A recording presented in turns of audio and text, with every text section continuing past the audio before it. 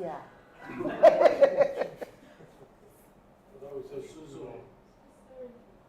So we will start with the club. So once the club goes, then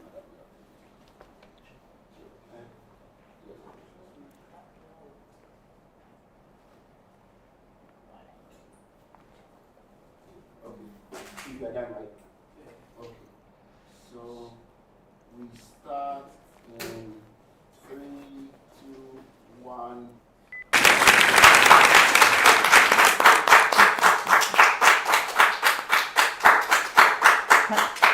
Thank you, thank you, thank you, thank you, thank you. Good afternoon, distinguished participants, and welcome to this important webinar on the topic, Are Women Ready for the Top? A dialogue that is framed around Ghana's landmark Affirmative Action Gender Equity Act 2024, Act 1121. We want to reflect on how far we've come with this historic instrument. If you look at the law as it was passed, we are approaching a target date. We should have hit 30% by 2026. And so this is a timely opportunity for us to assess how law translates into implementation. I have some very distinguished people here to come and help us assess ourselves and look at the way forward. But before I introduce them and before I do that, I would like to invite those who have kindly helped to make this a reality to welcome us properly. I welcome all of our participants, those who are joining us via Zoom, those who are joining us by live stream, and everybody else who is interested in this subject. Are we truly ready for women at the top? So at this juncture, I'm going to invite the representative of Star Ghana Foundation. I believe it's Mr. Raymond Danso, to give us a few remarks. The operative word is a few remarks. Thank you, Raymond. We're in your competent hands.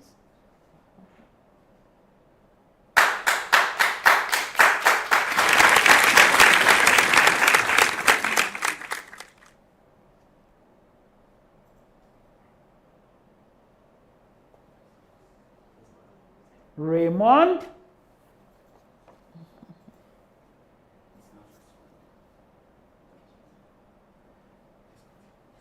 Right, whilst we wait for Raymond because of technical issues, my name is Esther Udra Ofe-Abuaje. I'm privileged to be moderating this very important session. I take the opportunity to introduce my guests, or my panelists here with me. I'm delighted to have with us the accomplished Ms. Sheila Menka-Premo Esquire, the convener of the Affirmative Action Coalition. Auntie Sheila, you are most welcome. Thank you very much. Next to her is Mr. Isaac Mensah, much beloved of us. He's a program officer, Department of Gender, Ministry of Gender, Children and Social Protection. Next to him is also a very accomplished daughter of Ghana, one of whom we are immensely proud, Madame Bashiratu Kamal, Gender Equality Officer, General Agricultural Workers Union. And I'm also deeply privileged to introduce you Professor Deborah Atobra, Director, Center for Gender Studies and Advocacy, University of Ghana. You are very welcome. We are expecting a fifth participant, very, very wonderful woman, the Vice Chair of the Public Services Commission, Dr. Ejenim Boateng, and she'll join us shortly. So these are the people we'll be engaging with, and I'm confident that we shall have a lot of discussion going. So if Raymond is available now, then he can address us and welcome us. Okay, Raymond, if you are not, then Auntie Sheila, can you say a few words of welcome to us? Thank you very much, Madam. I would say good afternoon to everyone. On behalf of the Affirmative Action Law Coalition, I would like to thank all those who have made this program today, this webinar, possible. We'd like to thank Star Ghana that has provided funding to make this possible. We're also very thankful to Abantu for Development, that is our partner and our host, that have helped a lot in getting this program online. I'd like to also special thanks goes to the coordinator for the Affirmative Action Law Coalition, Bekia Hadi. And to all the people who are on this panel today, we're very grateful that you've accepted to be here. And special thanks to our moderator as well, and to all our online participants. And lastly, I'd like to say very thankful to Ghana for us having this Affirmative Action Gender Equity Act passed in 2024. It's a very useful law, so we are still constantly thankful to all those who played the role, the presidency, parliament, as well as members of civil society and the Ministry of Gender that was instrumental in getting it passed. Thank you. Thank you very much, Auntie Sheila, for all those warm words, and it gives us the impetus to get this show on the road. I believe that Mr. Danso is available now. Raymond, are you available now? Yes, please, I am. Okay, go ahead, please. Thank you very much. So, a very good afternoon to our partners at Affirmative for Development, the Affirmative Action Coalition, colleagues from civil society, distinguished panelists, various institutions represented, especially our online audience who are joining us via social media channels. On behalf of Star Ghana Foundation, my director, I'd like to say I'm honored to open the discussion. And distinguished audience, not long ago in 2024, we collectively celebrated the passage of the Affirmative Action Act, or known as the Act 1121. Today, in March 2026, we have reached our first major milestone. The law set a high target, 30% representation for women by the end of this year. And this brings us to the vital question of our team today. Are we ready for women at the top? Of course, the current data shows the scale of the task ahead of us as a collective. And in our most recent political cycle, women held only about 2.5% seat in parliament. Again, while many women excel in middle management roles within the public and private sector, the top floor remains difficult to reach. Of course, this is not just a lack of talent. It is the result of a system that often relies on informal networks that excludes women from decision-making roles. At Star Ghana, and with support from the Foreign Commonwealth Development Office, we believe that as a country, we cannot reach our full potential if we continue to ignore the potential of our population. Let me say that the Act is an investment in equity and justice and not a favor to women. And of course, it is a necessary correction for a system that has been underperforming by underutilizing female leadership. And so as experts from government, civil society, citizens group, academia, we truly believe that your participation is a sign of your commitment. And that emphasizes that the conversation around the affirmative action is a national responsibility. Indeed, our goal is to move from the technical language of the law to the practical reality of making it work. And we do need to address the myths that make people skeptical of affirmative action and show that this act is about merit, fairness, and better results for our communities. Of course, we are gathered here to assess our readiness and find a clear pathway forward. And I do hope that today's conversation will contribute to promoting roadmap needed to make the 30% target a reality. Of course, across our boardrooms, local assemblies, state-owned enterprises, and other layers of government. Distinguished audience, again, we need to truly examine if we have truly created an environment where women can lead and how we can break down the remaining structural barriers. And so we look forward to a great conversation and to some actionable steps that will support the implementation of the acts between now till ultimately 2024, where we see an equal representation in all aspects of our society. Thank you very much. Thank you.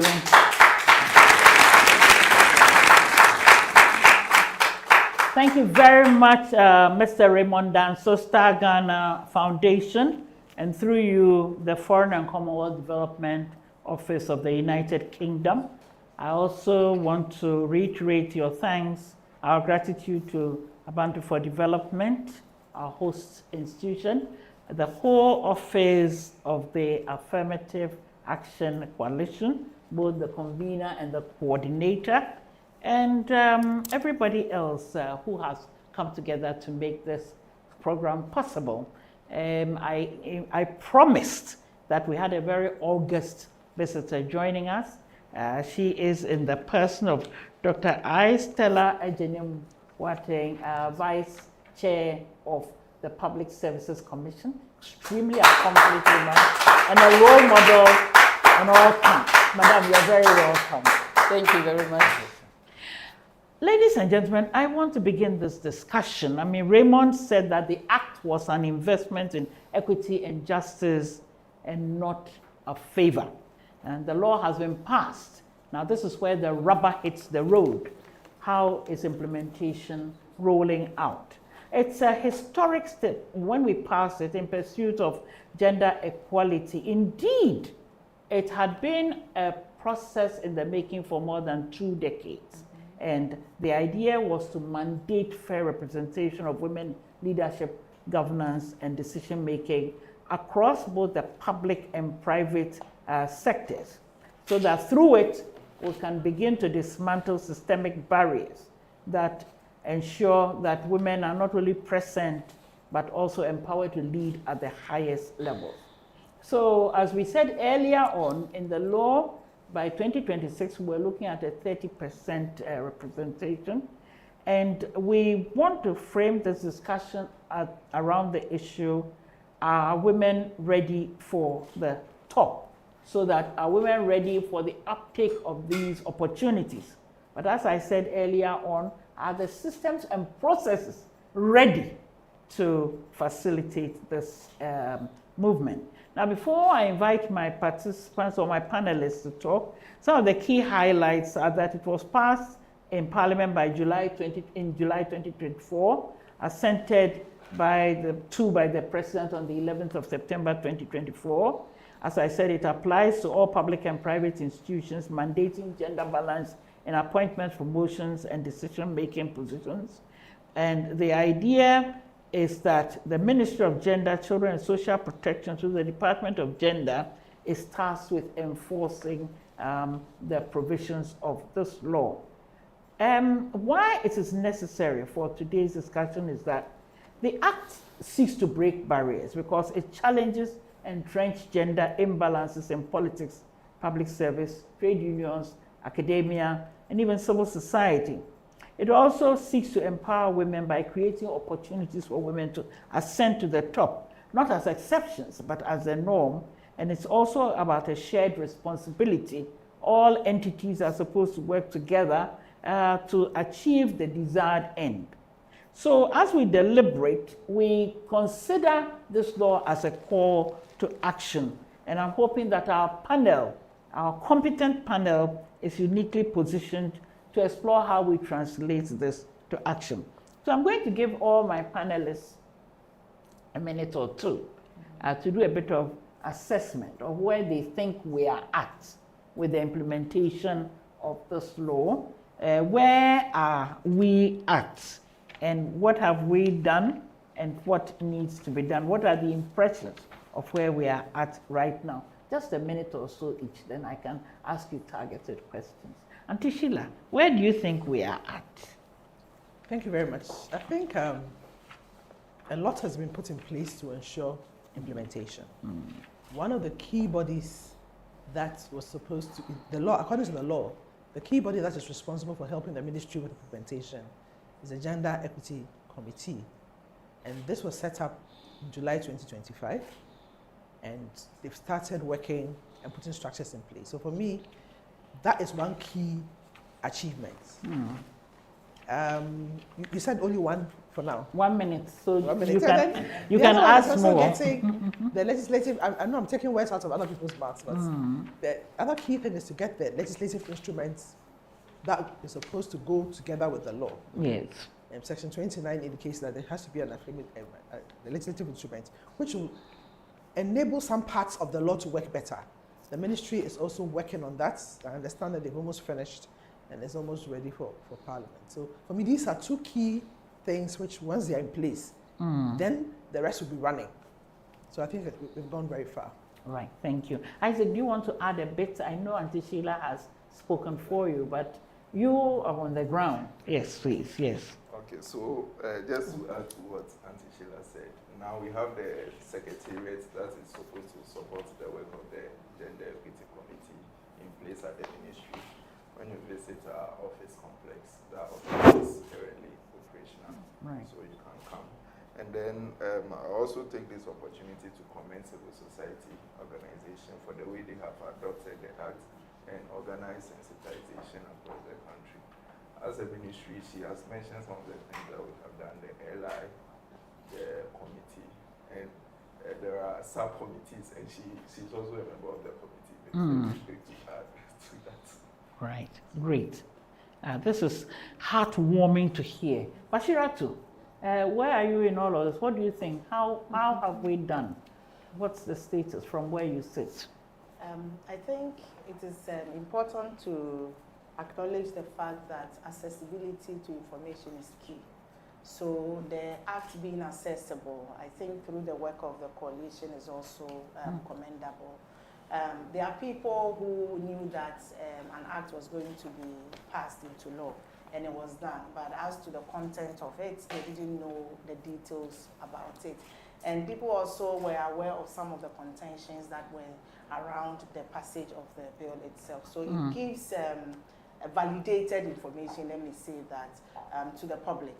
And then for us as trade unions and workers, it's important for us because it gives us another reason to keep pushing for women's inclusion, women's rights, and then strengthening women's protection at the workplace and beyond, because we use existing laws and legislations to inform the way we bargain with employers.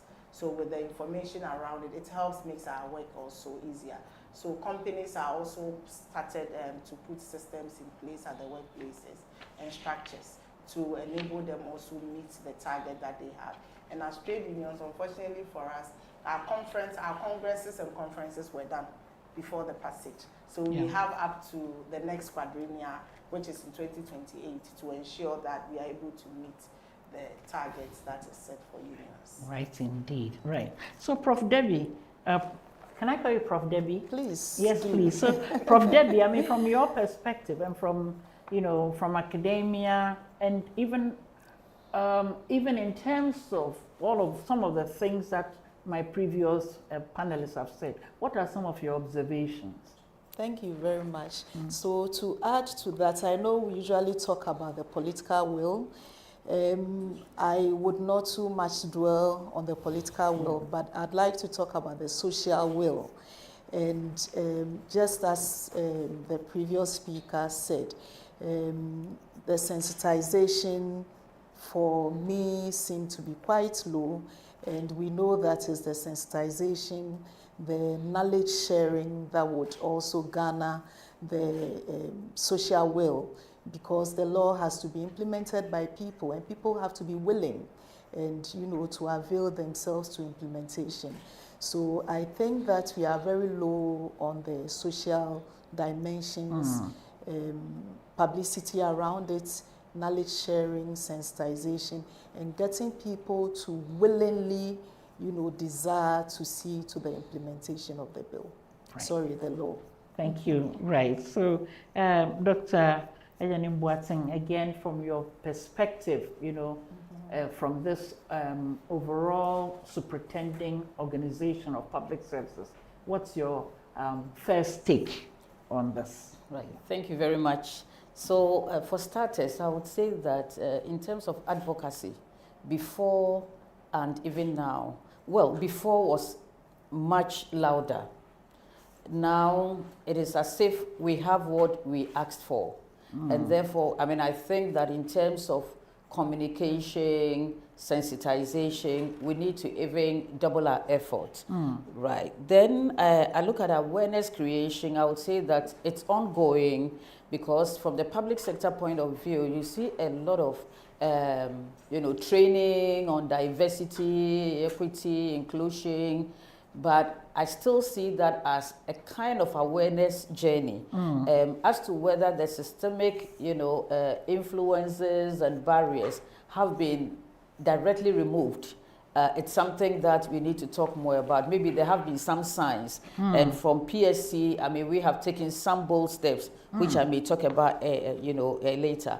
Again, in terms of that kind of awareness, I see also that there are a lot of women groupings, women networks, coming up, many of them these days. But again, from that point, I see a bit of fragmentation that perhaps we need, like Sheila and her team, maybe a kind of grouping like that will bring all these fragmented women associations, etc., together. Then we can have a bigger voice instead of spreading ourselves quite thinly everywhere, not making the best of impact. And then I will quickly say, in terms of readiness of women ourselves, and that is an area that personally, anytime I have the opportunity to talk to women, in as much as I would hit at systemic barriers, culture and all that, those cannot be removed honestly tomorrow. But if we change our mindset and decide that we are ready and we are moving, I believe so. That is something that I think we need to continue to push, looking at, us sitting here. So, I mean, for now, I would say this is where I see it from. Perhaps as the discussions go on, we can talk about specifics as to what maybe PSC is doing in that regard. Thank you. Right. In fact, I wasn't going to leave you because the conferences you've been having for women leadership, particularly in the public service, have been critical opportunities for your advocacy. But are public institutions complying with the Act, do you think? Right. So compliance is one thing, and then having the resources or the opportunities to actually bring compliance into action is another. And listening to my sister from TUC, for instance, she says, look, we had our Congress, etc., before the Act was passed. So even if at this point in time they want to comply, they will have to wait for a certain time T when there will be elections or, whatever it is, for us, and maybe as women, for her as a woman leader, to push that agenda through.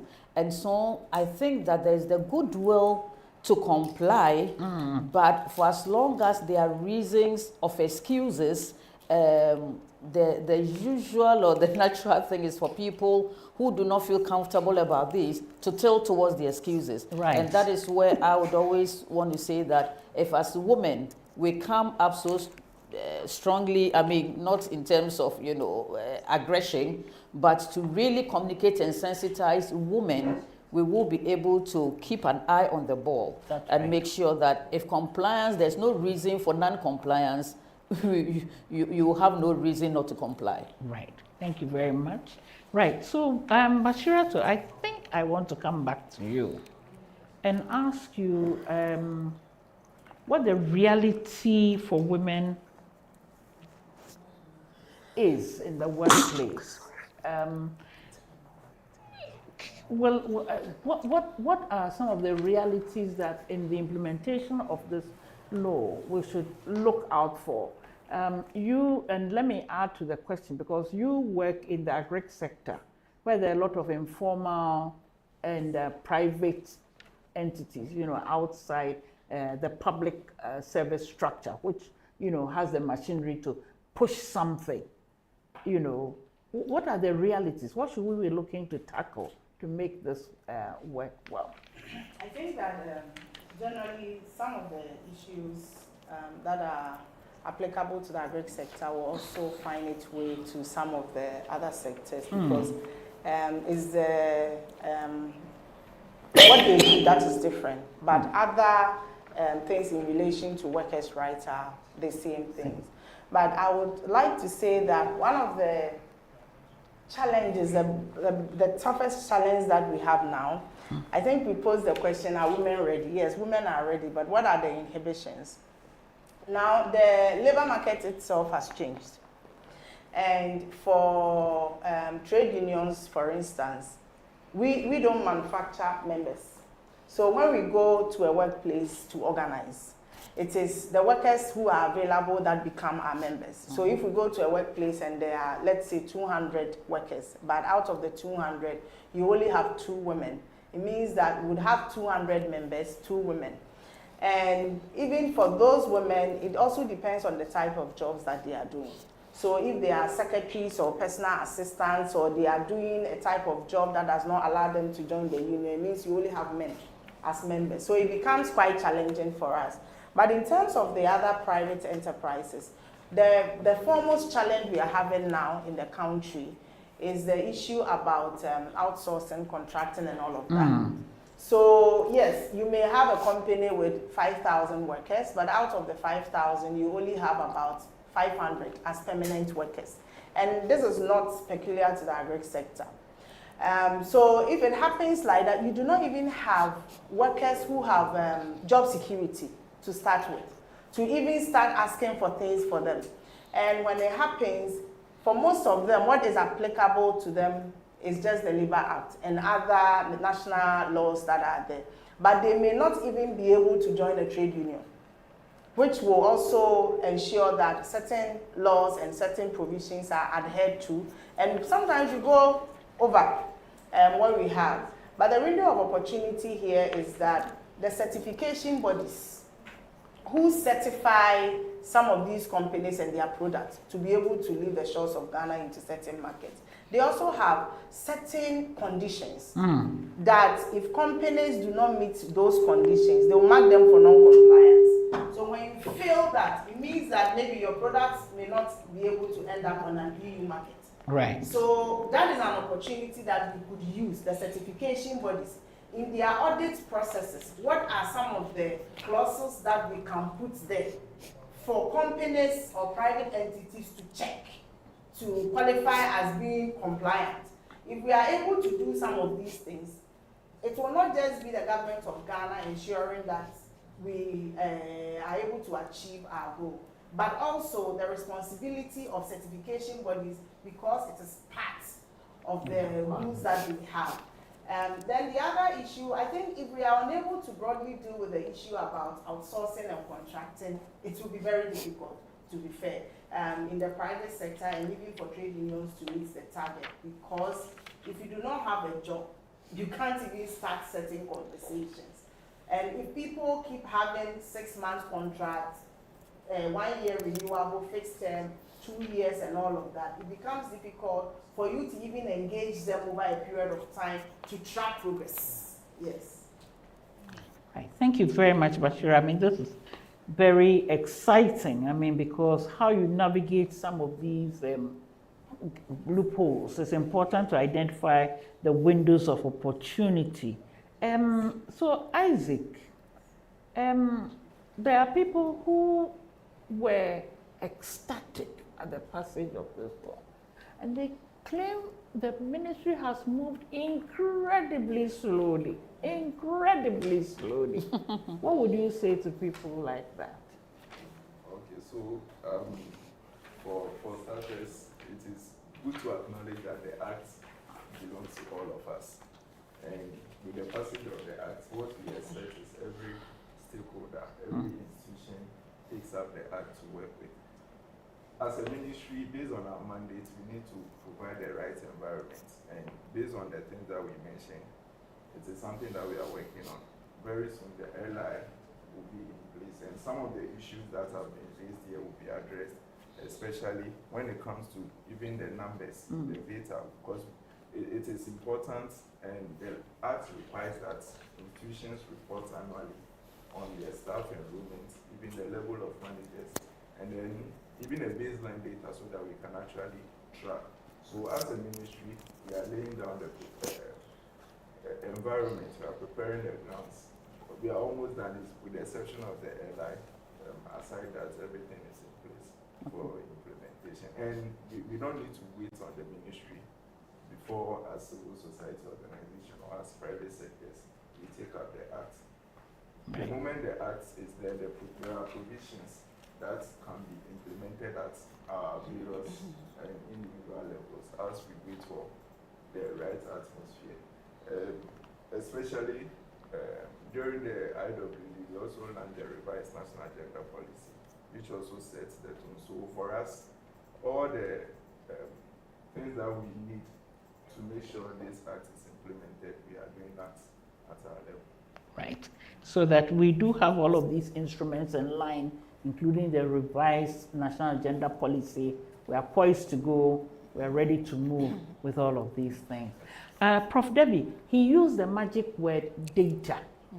He used that magic word data. I'll be engaging Sheila on this data thing in a bit. But beyond the quotas and the things that have been indicated in the law, how can we use the things that places like Sejensa use, education, research, and engagement to propel effective implementation of this law? Exactly. Thank you for the question. So earlier I mentioned social willingness, and you know, it's another way to also look at the readiness of society. And so beyond data, I'll talk about data and research, but training is very important. And one of the things we do at the Center for Gender Studies and Advocacy is training, teaching, and not to even talk about the short courses we run. We teach every University of Ghana students, irrespective of their discipline, a compulsory module called Introduction to Gender. This has been run for over 15 years now, and the way we see this plugging into the whole, endeavor is the fact that affirmative action is one of the topics we handle within this module. Every student, law, engineering, whatever, you have to take this compulsory module and then pass an assessment in it before you graduate. I think this is very, very critical because, he mentioned that we don't have to wait for the ministry. It's more or less everybody's business. But then it starts with everybody appreciating that this is not just to create opportunities for women. This is an imperative for our development as a nation, as a people, men, women, children, everybody. And so that is an important role we play. But now, since you talked about data, and I like what Dr. Ejenim Boatin said about we not doing things and working in silos. And so it becomes important to kind of synergize in data generation. That also helps so that we don't have different and divergent, data sets all around. But we know the big elephant in the room, which is funding. Many universities and tertiary institutions are underfunded and also relying a lot on donor funding to do research and to collect data and all of that. And so if this is an issue that is at the core of what we think is important as a nation, we think that it then becomes important for other machineries to also partner with tertiary institutions to collect the right data around implementation, around the bottlenecks, around whatever issues we deem important with respect to the Act. Fabulous. Thank you. Thank you very much. So having said this, Sheila, I'm coming at this because, and I'm asking you because of your history with this affirmative action process and your support to the ministry. I have 2 questions for you. The 30% target for 2026, will it happen? That's my first question. And then my second question is, there are 2 critical players, and it's my self-interest and my home ground: political parties and local government entities. What can we do with them? Right. So those are your 2 questions. The 30%, first of all. Thank you very much. With the 30%, I believe that it would happen in some sectors. It's actually already happened in some sectors. And we all have to work to ensure that it happens in everywhere. If you look at the 3 arms of government, you look at the public sector, the 3 arms of government, at the executive level, I don't think that we've achieved it yet. I believe that they are getting there. At the level of the legislature, it's not a good story. Currently, out of a parliament of 276 members, we only have 41 women, making it, they said it's 14.8% or so. Right. And parliament is very challenging because it is through political parties that people get there. That's right. And I believe that one of the weakest parts of this law is the part to do with political parties. So for me, I think that more needs to be done there. Because of this realization, we realized that there are constitutional provisions as to who qualifies to go to parliament. And so we had made, and then we're told, at the time the law was being designed, we're told that you can't have an act of parliament stronger than what the constitutional provision is. So the coalition, realizing some of these gaps, we actually made submissions to the Constitutional Review Committee to do something about the part of the Constitution dealing with parliament and how people get there, to ensure that there are provisions on gender inclusivity, as you have in other countries. The 3rd arm of government is the judiciary, and they have done very well. You know, they adopted a gender policy as far back as 2011. I was part of a team that helped them to put something there, realizing how when it comes to the gender, you know, at the highest level, which is at the judges level. So they put in a lot of structures, make sure that they employed a lot of more women. And currently, at least as at the close of 20, you know, they are very, you know, 40-something%. At a point it was, there have been new appointments, so the data may change, but judiciary is doing very well. Right. When it comes to the private sector, it's a bit difficult to be able to get the numbers. But if you look at the public sort of sector, companies, etc., in terms of the board level, etc., the numbers are not too good, especially if you look at the public sector companies, if you look at the numbers. But I think that they will all probably are now working towards changing that. As far as local governance is concerned, that's a very challenging area, because we all know that in the last election, the women who actually got elected was even way below 5%. We are working. The coalition, for instance, some of us have been working with some who are interested in that area and helping in designing some kind of guidelines to enable local governance to be aware that there's a law in place, Right. and what things they need to do to make sure that the numbers change, because at that level, it is not very good. We also intend to meet the political parties, yes. However weak the laws of the provisions in the law are, they are still required to meet the targets, whichever way it is. So we need to dialogue with them and encourage them that even with the provisions of the law, what would they put in place to make sure that the numbers go up? Otherwise, in 2028, when we have our next election, the numbers may be challenging. So I believe that, as I think Prof indicated, dialogue with them, however weak those provisions are, how they can be encouraged to let the numbers come up. It's very, very important, because otherwise Ghana is not being seen in a good light. So the 30%, as I said, in some sectors it's possible, but in other sectors it's challenging. Right. Right. It's very challenging to get there. There is a local government election somewhere before 2028, so we may need to strategize around that. Ladies and gentlemen, I think it's an opportunity to go and give an opportunity to our online, if there are some people online who want to pose a couple of questions. Happy Yes. Pardon? Yes, if you raise your hand, some technically competent people will allow me to access you. Are there hands? Not yet. Not yet being, okay, raised.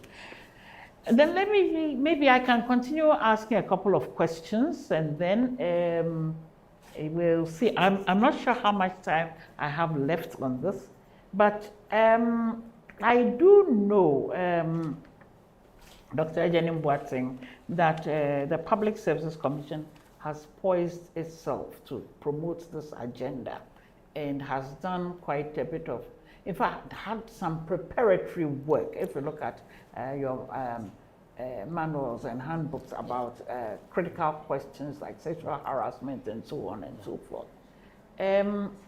What do you, and again in your submission, you talked about entities being, willing, but the structures, the readiness of the structures to facilitate compliance could be a barrier.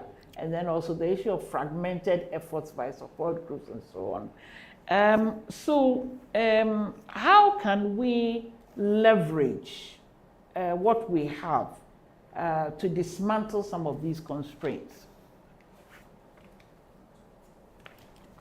Right, thank you very much. So, as you rightly said, I think that it is an effort that PSC can lead, yes, but you still need, everybody to be in that space to be supporting. But I think from PSC point of view, if you look at some of these systemic, barriers, etc., yes, there could be structural issues in terms of organizational structures and the fact that, people are already in these positions. That's right. Yes, you cannot just say, because I want 30%, walk away because you are not a woman. That is also not acceptable. And so we decided that it is important for us to start building the structures from the point where women will see that it is really it's difficult to say, but to say that sometimes it's not anybody's business, as it were, to really push you where you want to be, but to build yourself so that now that we have the Affirmative Action Act, now that we have women who are leading the charge, it means that there is room for us to start building us. So that is why we had this whole idea about the Women Conference. And, Sheila has been with us all through, and Chester, yourself, and, a couple of the women around there. Why did we start it? The objectives, the obvious one is build the capabilities of women so that when the opportunities arise, and it has to be competitive, or you even have to be giving a certain mileage, you have what it takes, right? And when we talk about what it takes and that capacity, it is not so much or only your academics. It's not only your technical knowledge, but sometimes there are a lot of other inhibitions. And those are the things that, we try to bring the women together. And interestingly, we also know that what you repeat is what, is embedded. And you end up believing what you hear every time. I think for us, one of the things was also about, whilst we are breaking barriers and talking about build the confidence, put your hand up, be ready to go for it. And I always tell women, only two things can happen if I put my hand up. I'll either get it or I won't get it. If I get it, hallelujah. If I don't get it, the world will not come to an end because I didn't get it. So for instance, last year, 2024, when we started this whole women's conference, we had in the room close to about 300, maybe 280, 300 women. And that was fantastic for public service or sector women leaders, right? This year round, our last count was around 451, right? And it's growing. People are getting interested. And one of the major reasons was that, as I said, when we keep repeating, because society has actually socialized us to believe and to think and always want to hear the story about a woman being mistreated or a woman not being given so for as long as that continues to be embedded, you think when you go, that is the same story you're going to have. And it is always about the doom and gloom, right? So one of the reasons for this conference was to say that now, let us have, in quotes, celebrated women women who saw the silver lining in that challenge and decided to overlook the challenge, pick that silver lining, and run with it. They are there. The Shillers of the world, the, Dr. Debbie's, my sister here, so many. So now you go into those conferences and you see these women, you ask them direct questions. I mean, Patience Bafuboni was on the panel, have so many of these. So that is, in essence, for us, apart from the policies, as you said, we have reviewed our policies, sexual harassment, diversity, all those are in policies. But now you need to let people see that, is it true that I can break those barriers? Is it true that I can shatter the glass ceiling? Is it true that somebody has done it and has been called names but has still survived? Is it true? And you put Auntie Esther there, you put anyone there, they say, oh really? Live and colored. It means that I can do it. And that in itself breaks that part of it, which is not normally knowledge or academics, but that socialization that really, really is disturbing a lot of women. So those are some of the things from different angles that we are doing from PS's point of view. But Doc, if somebody tells you that recruitment and promotion structures are skewed somehow, there are certain processes, certain actions, certain factors that can skew performance, can skew the ability of women in those processes. Would there be something we could do about them? You are preparing the women for it, but can we also tidy up the supply side? I mean, whilst we are waiting for the systems to adjust and respond, are there any quick win interventions, any quick fix interventions that we can, in the period, do something about? Yes. So I mean, in terms of, for instance, even having the diversity, equity, and inclusion policies in organizations, making sure that every organization has at least a desk officer, to manage that. And then, ensuring that communication channels within organizations are multiple, such that if I have to remain anonymous because maybe I don't want to speak because I know what the consequences are, but I want to really report that this is how I feel, treated, or another woman, it should be possible. And you go to some private organizations, and it's something that I have always talked about. There are toll-free numbers where, employees can call it, report anything, or seek for understanding. They can decide to mention who they are, they can decide not to. And so these are things that, we have to be working at. And gradually we are pushing that agenda also, that have the diversity and inclusion, equity and inclusion policy, have a desk officer. And one other thing that, from PSC's point of view, we have started and we are really pushing is that when it comes to issues of whether it's recruitment or interviews, right? Let's say it's interview, recruitment, whatever. You know the candidate, knowing them as saying, you can see this is, there are 3 women in there, there's this. So where there are women candidates, we always want to have a panel that has at least a woman or women on that panel. So we are very conscious about that. Let's say some maybe people have been nominated or are going for CEO position or director position or whichever position, and you find that this individual is a woman. We necessarily do what we can to get a woman on the panel, because sometimes the mere fact of walking in and seeing your kind, it's enough to let you feel that I can see somebody, right, who may think, whether right or wrong, but who may think like me. Because you go and meet a panel. And I remember ever, going for an interview sometime back in my career, and I got in there. Honestly, I have never, it's never an issue to me. So, but I go in and I think it was a panel of 7 and all 7 were men. But well, I started doing whatever I was doing, answering my questions. Almost at the tail end of it, one of the men asked me, "Are you intimidated?" And I said, "By who or by what?" And that was what. And then they all burst out, laughing. I said, I mean, I just, because I don't, and I'm wondering why. Said, yes, you came into the room very confident, answering the question, very relaxed. But I thought that coming to meet a panel of 7 men, I mean, you should be. And I said, it didn't even cross my mind, And at that point, the conversation and the whole, the scene and everything flowed. changed. Exactly. Yes, So, again, I'm just saying, this is something that we are doing. I think, let's always have a woman on that panel. Right. Yeah. To Thank speak for the woman if Right. there is a need. Yeah. I'm going to ask Bashira too to react because, her face is a whole kaleidoscope of emotions and breaths and so on. But I understand there's somebody on our panel.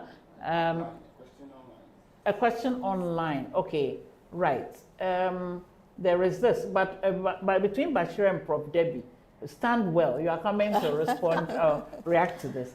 Please, how intentional are we about achieving? Can I have it back online? I can't see it anymore. Yes. Yes, how intentional are we about achieving our goal of 30%? Sometimes we build the competencies, but the opportunity for practical flair is not there. Hence, these competencies are somehow died down. And I believe intentionality and practicality can get us there. My panelists, what do you think of this statement? Very quickly. That how intentional, so we are building the competencies, but the system is not shifting. The practical opportunities are not there. So with all your capacities, they die a certain silent death in the corridor. So how intentional are we about achieving this? So we're working on both the capacities, but also the systems that enable. Maybe I should give, who shall I ask to take it? Bashira, start with this. I mean, look at it and blend it with all the many emotions that were going on your face. Yes. Yeah, I think the question ties into the response that Dr. gave. My face was like that because sometimes it's quite easy to ensure that things work right in the public sector. But in the private sector, it's sometimes very difficult. But I want us to remember that we still have, in this country, a policy where women are asked to go for pregnancy tests. Right. And that's in itself is a big inhibition on women. Yeah. And it's unfortunate that women have to make a choice about working and then about also living up to their biological roles and other reproductive roles as well. Yeah. Then the system of how interviews themselves are organized. I think we've been saying this a lot of times that sometimes when you see a woman, it doesn't mean that she understands the issue of women. Not every woman appreciates the gender issues and the dynamics that comes with it as well. So we've had instances where women come back to report that when I went for the interview session, the questions that were asked were not about my competences, were not about my knowledge base or the skills I'm bringing. The questions were all already carved around my biological and reproductive roles. So questions around, are you married? Do you plan to marry? How many children do you hope to have? And all of that. So if you plan to marry next year, for instance, it's a big no because immediately after marriage, you are going to have children. Promotional interviews, people have been asked questions about how many times they've gone on maternity leave. So it is not about my competency and what I'm bringing on board as a manager or as someone who is moving to the position of a director of a sort. It's about whether I have, the company has spent on me when technically, as they put it, I am not at post, and whether I am still going to get pregnant and give birth again. So yeah, the systems may be there, but people's attitude and behavior coupled with how companies actually respond to such attitudes and behavior also is a very big thing we need to address. And again, there is also the challenge around when opportunities for training and retraining comes, for competency and all of that, who gets it? And at what cost that people get it? We've had instances where now within the trade union movement, we have what we call child mentoring and child care. So if I have a baby and I have to go for a training, the company has to pay for a nanny to come along with me so that I can be on a panel like this whilst my baby is being taken care of? Is that the case everywhere? How many childcare institutions do we have in this country? If you go to areas around ministry, do we have them there? And all these things are systems that we put in place to be very intentional about supporting women. So a woman may have all the competences, but other things may be the reasons why they will not be able to make it, you know. And these are the things we need to pay attention to. So when we ask the question, are women ready? Yes, women are ready, but at what cost?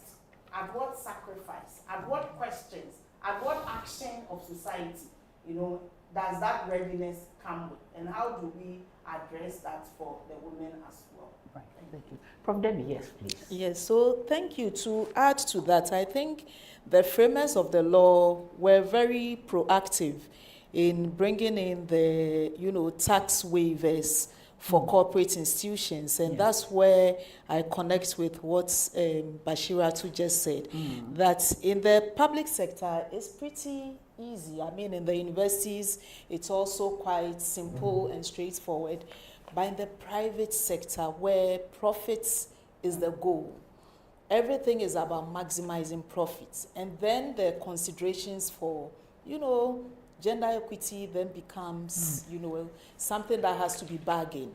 And so I think that in getting ready, we also have to really publicize the fact that there could be tax incentives, and we have to ensure that GRA is up to the task. As at last year, I mean, I haven't followed up since then, but as at last year, I knew there were some discussions and provisions being made.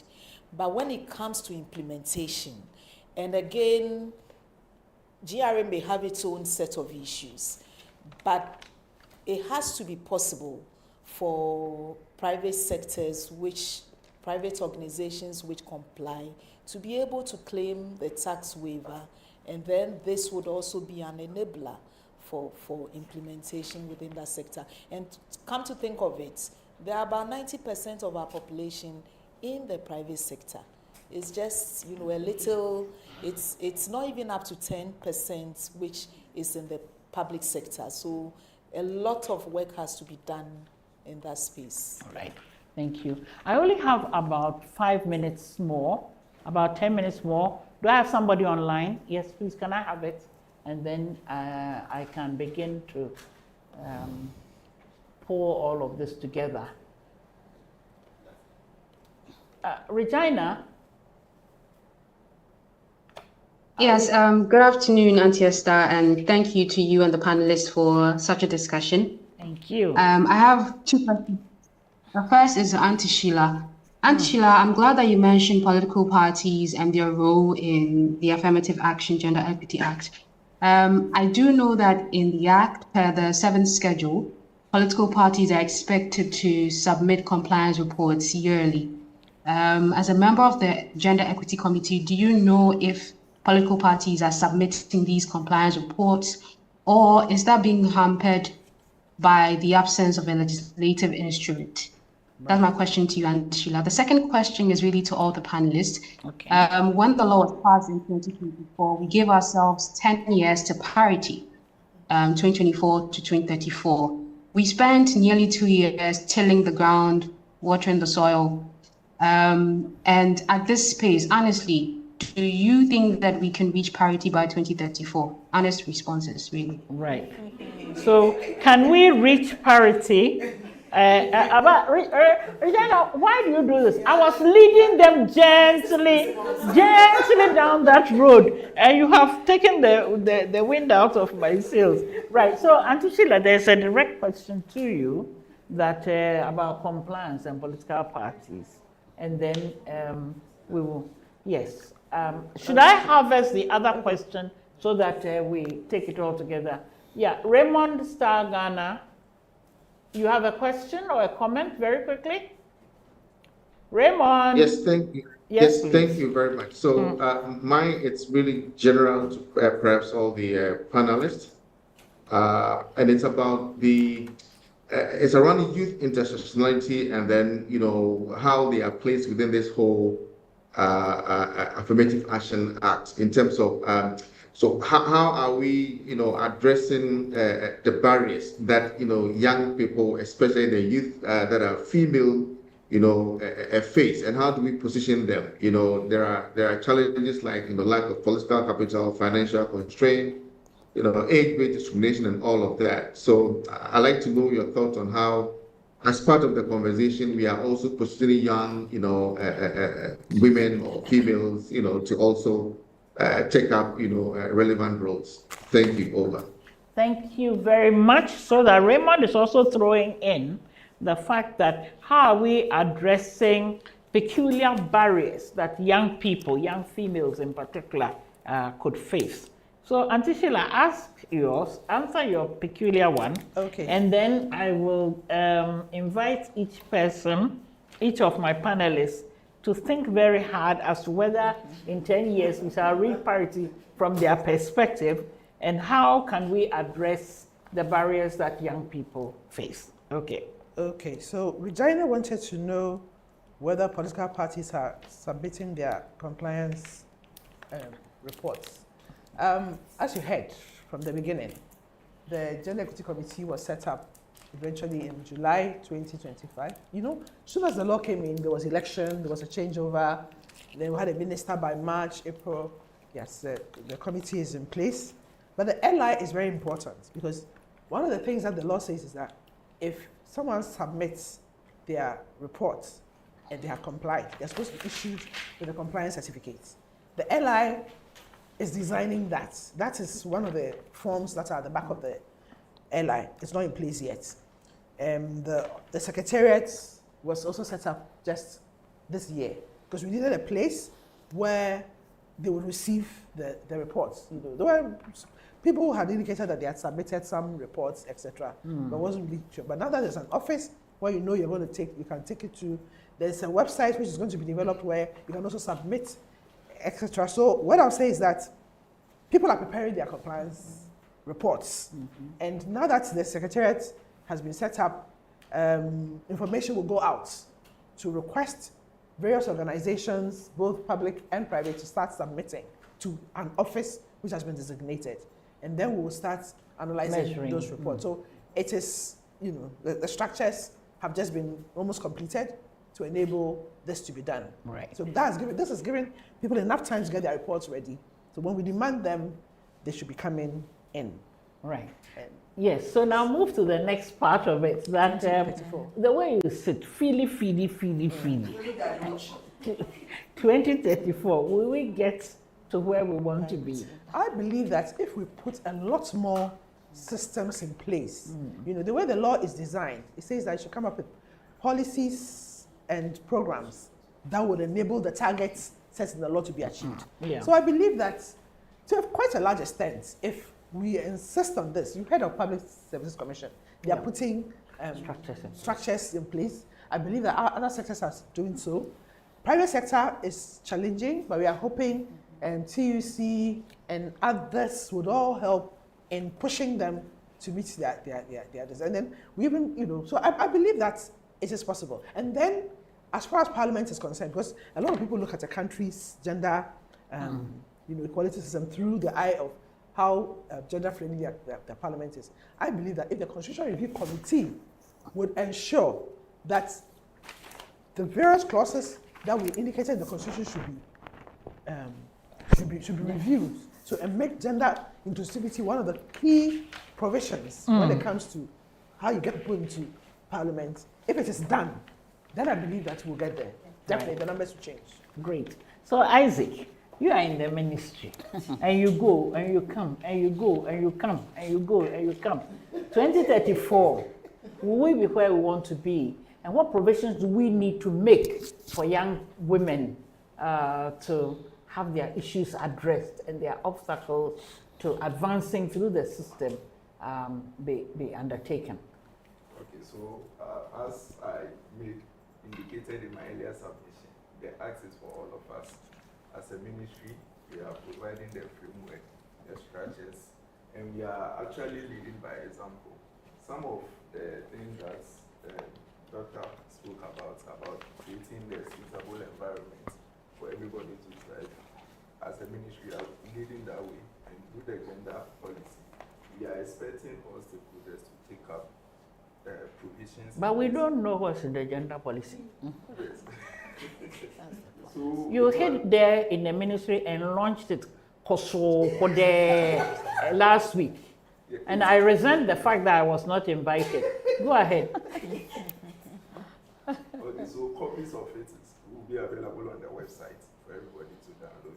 But we had the 2015 one. We don't expect too much of a difference. So based on the provisions in that one, we expect stakeholders, private institutions to make sure that they implement some of the provisions in it.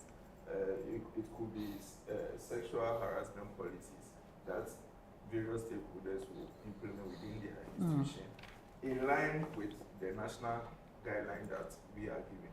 So Yeah. when we all take the act, own it, I'm sure we can get there. We have done that in the past before. Yeah. So No, we are all happy to own, and we are all happy for the ministry to expect. But how proactively is the ministry going to prompt?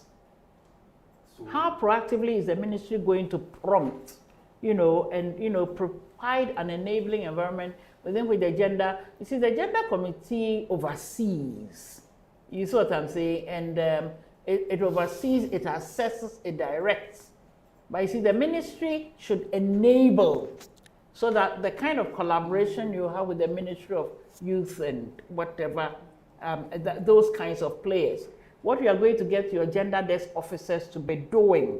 I mean, within what kind of next steps can we sort of envisage? I know you are not the minister, I know you are not the chief director, but I mean, like from here, what kinds of proposals would you be making to them as moving to the next step? I'm not in your case, I've been very gentle with you. Go ahead. okay, so the airline, when it comes into force, will address most of the issues that have been already treated by other panelists.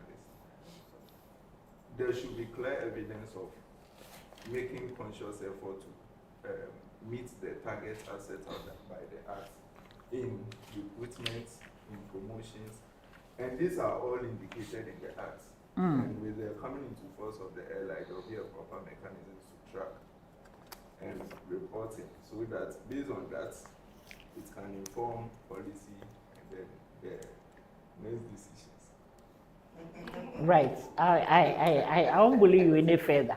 So, Bashira, and I'm moving into my final phase now. So, where do we go from here?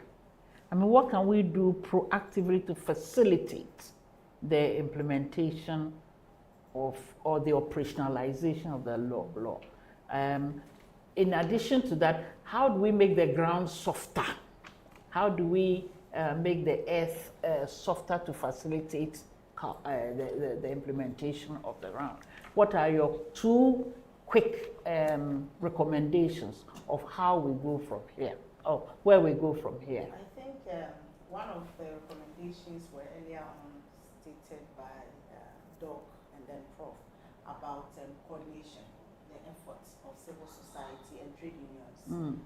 How do we complement each other's work? Because some people are working in regions where other people are also working in, but the work is not connected. So how do we make that easy? How do we set examples with some companies like the Affirmative Action Coalition itself and the Gender Equity Committee? Visiting a private entity, a plantation, a mining site, to familiarize themselves with the work system based on information that trade unions have provided.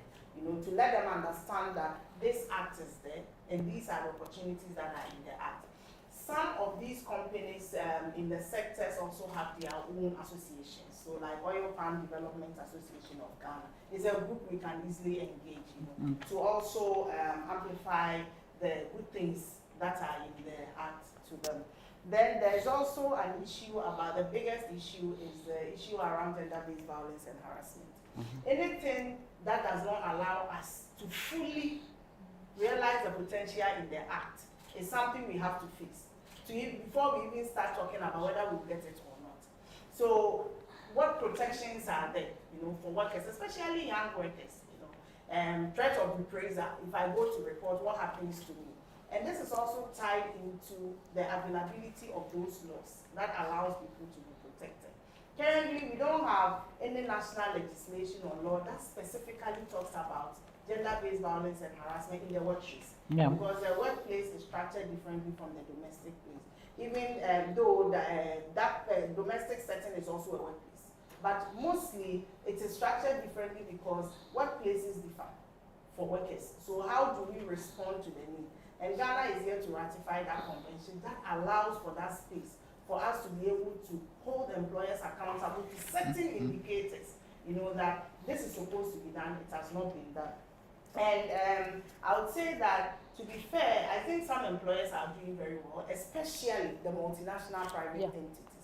Because for them, they have to ensure that they are mirroring the practices of their parent companies.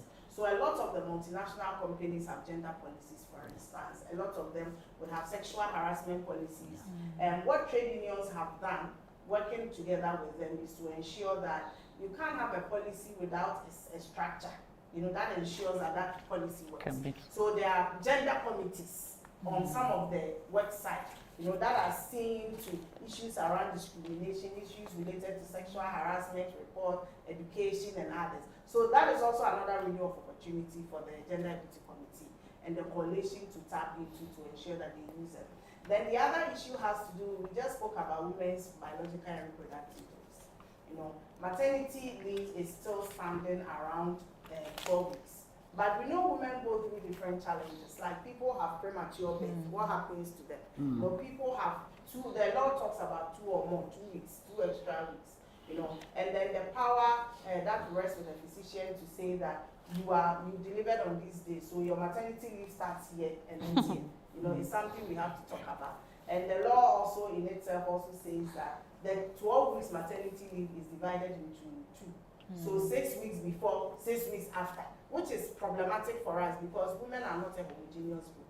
So you cannot say that every woman, by all means, should go before, 6 weeks before, when I can work, till the time that I put to bed. So those are some of the recommendations that I'll have. But broadly, I think we have to work together. Right, great, Prof. Debbie, yes, you're rounding up. So very quickly, I'll mention funding, just to add to all of that. As we know, what doesn't get budgeted for never gets done. And so at the national level, we want to see, some good funding going into that because there should be monitoring and, also ensuring compliance and all of that. It also means that some of our expected tax revenue would have to be waived. And that must also reflect in the budget. When the budget is being read, we should see a component that says this is going to be waived for gender equity compliance and so on and so forth. And then finally, she mentioned, showcasing the very success stories we have, especially within the private sector. And I know last week there was some publication on financial compliance and, institutions were ranked. If we could see something like that also with ranking. And I know our university was placed somewhere and then that was shared on all the platforms and, all kinds of conversations. I guess if something of the sort is done for gender equity, it would also, generate interest. Right. Thank you very much. Doc, please, so a couple of quick recommendations going forward. Okay, so just a few of them. Let me start with the biological because, that is really primary for us. And this whole issue about maternity leave is something that should be discussed. And I think the flexibility around certain policies that will support us, like this week, 6 weeks before, 6 weeks after, it doesn't work anywhere. And you rather allow, women to sometimes be innovative around not telling what it should be. And that shouldn't be the case. I come to the issue of childcare, which is now the in thing for organizations to have, childcare facilities on premises. It's a very fantastic idea.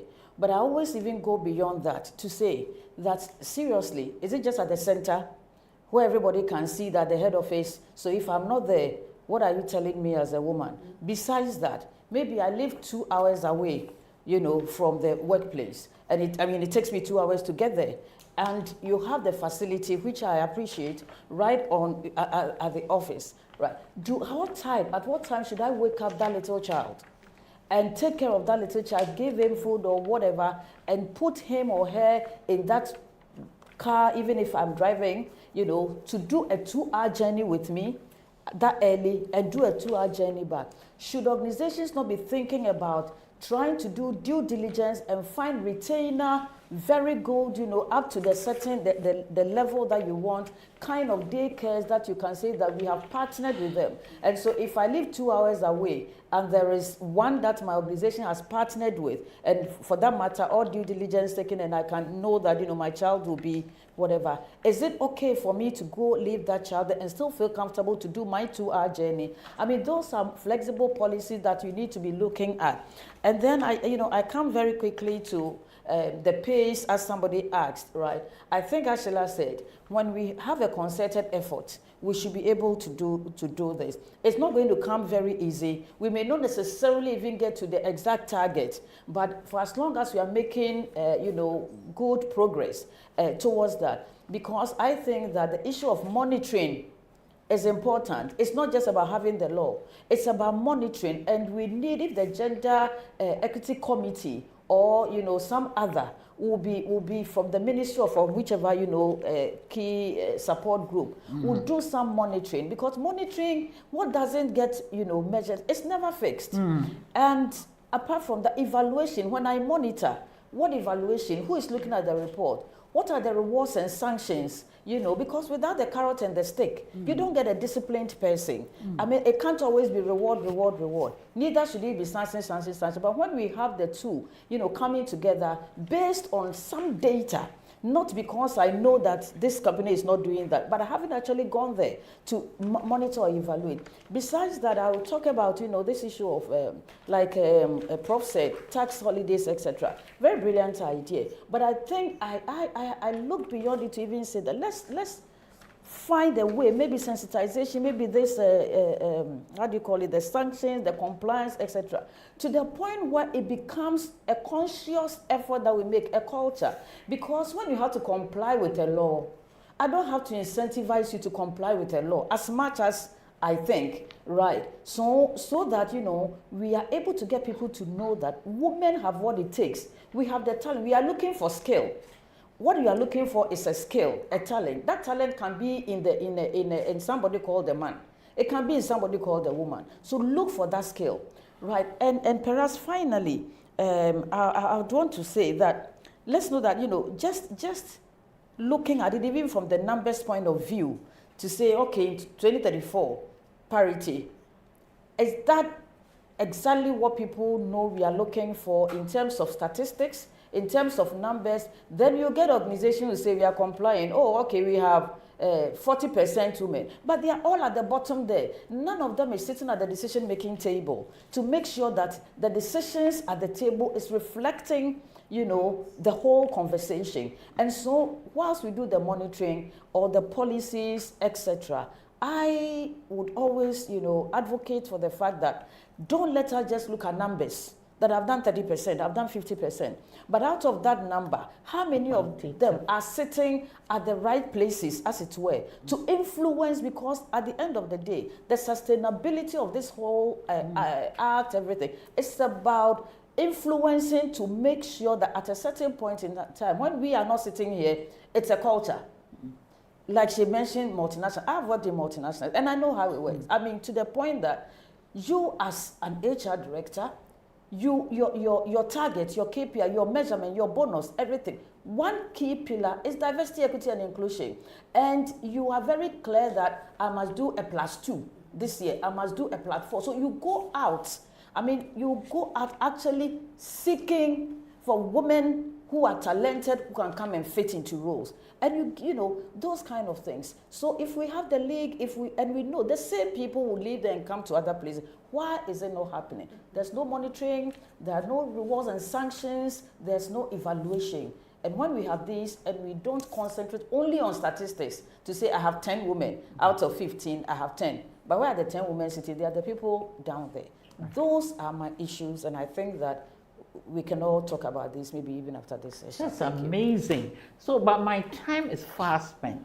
So, Sheila, I'm going to give you 30 seconds to say your last word, and then I close this panel. That's what you I'll mind you again. Yes, indeed. Yes, Sheila, 30 seconds. Your last word. I reiterate what Dr. Stella said, which is that this law is about ensuring that women are at the table where decisions are being made. That's right. So the GEC is very conscious of that. So in the information and data they expect from institutions, it has to be segregated in such a way that they will know, how many women have, attained the leadership positions, etc. And I would also repeat what Isaac is saying, which is that this law is for all of us. So it takes all of us to ensure that it works. And as one of the people who contributed said, we have to be intentional and practical and ensure that the structures in place to monitor and evaluate actually works. Right. Thank you. Thank you all very much. I think this has been a very exciting conversation. It has created more questions than answers. I mean, there are areas in which we really need to delve deep, looking at the qualitative issues, the opportunities, the scope, the room for pushing this agenda, and even creating the environment within which this can be implemented effectively. The opportunities for collaboration, how we leverage all of these working together efforts, the kinds of information we put out, the issues around budgeting properly for the work of gender equity, how we even practicalize some of the provisions that the law actually makes, creating the room to build so that we can even go beyond what the provisions of the law are to be able to have the qualitative effects that we need. The intent of the law is realized beyond the letter of what is in there, have all come up in our discussions. We are moderately optimistic, I think. I mean, that performance has been varied. In some places, the 30% has been achieved. In other places, progress has been slow and requires our dedicated efforts. Somebody asked about in 10 years, we'll reach parity. We are moderately optimistic if we are able to deal with some of the major constraints that we have identified. Definitely, performance will not be even. There will be areas where, because when you're tackling gender and gender inequity, you're also dealing with a social construct, which doesn't lend itself easily to legislation and policy. So in all of this, I think we've had a very exciting discussion. I certainly have had, and I want to say a very big thank you to my panelists. I want to say to all of us that we have a historic opportunity to do the right thing, to move from, being a cosmetic tick of saying all the right things, but actually investing in equity as well as justice, which will ultimately lead to the development, the sustainable development of our nation. We should all put ourselves out there with the ministry reaching out, and we also reaching to the ministry and taking initiatives within the boundaries of the law. We are able to make this country a better and a fairer place for everybody. I thank you for that.